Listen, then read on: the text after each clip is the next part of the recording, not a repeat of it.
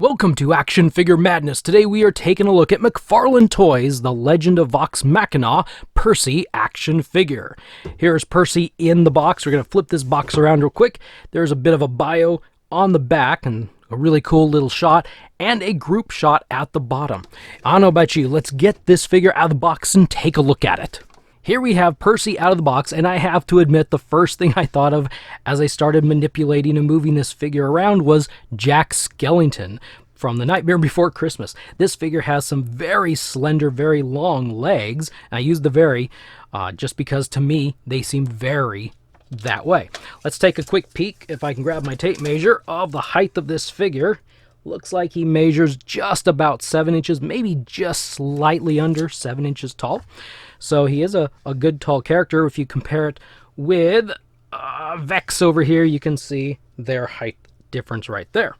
Anyway, so Percy is I think he's a really cool looking figure. He's got a bit of a left looking side gaze. His eyes are looking a little bit to the left. He's got a nice pair of glasses that you can see actually his eyes through the plastic. The glasses do not come off, at least I've not tried to make them come off. I'm pretty sure they are permanently on there, so I wouldn't want to mess with that.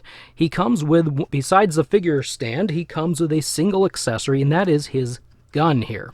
The unfortunate thing about the gun is it will only hook into his right hand. The left hand is kind of an open palm. You can't really do anything with it.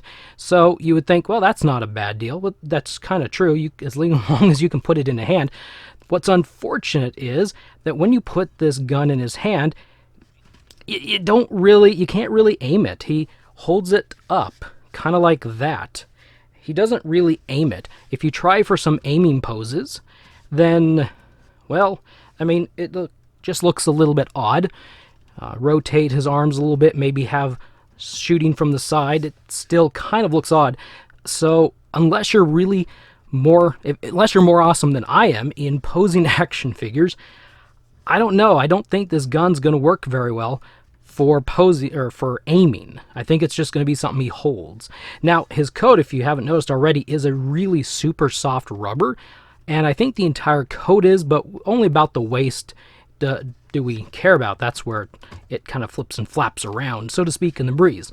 This figure does have about 22 points of articulation, and a couple things I will point out. The first thing has to do with his biceps. Now, the biceps on my figure, they feel like they don't want to rotate all the way around. Makes me a little concerned that maybe if I twist them too much, you're going to twist right off. So I'm going to have to heat these up and see if that works any better, but I'm just a little bit nervous when I'm twisting it. Along with the biceps, when you rotate, the arms are a bit of an oval shape, not a round shape. So when you rotate the arms, if you rotate them like halfway, you're going to have pieces sticking out. It doesn't look very good. Doesn't look real attractive, I don't think, for action figures. But, I mean, we're used to it. We've gotten many of those types of things in the past. Figure does have double pin at the elbows, double pin at the knees, has a ball joint at the wrist in McFarlane fashion, a ball joint at the ankle, and the toe does have a hinge. There is nothing to rotate at the thighs.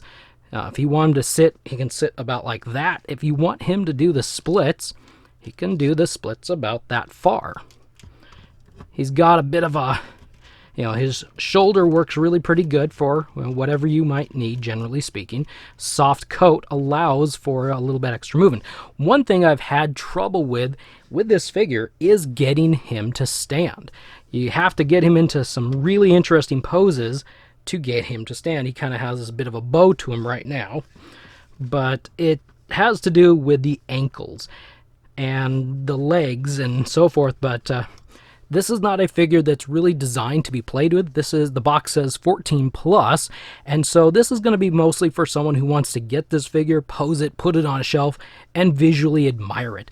Put it with the other figure, Vex, and hopefully we're getting more of these soon so we can someday complete the crew.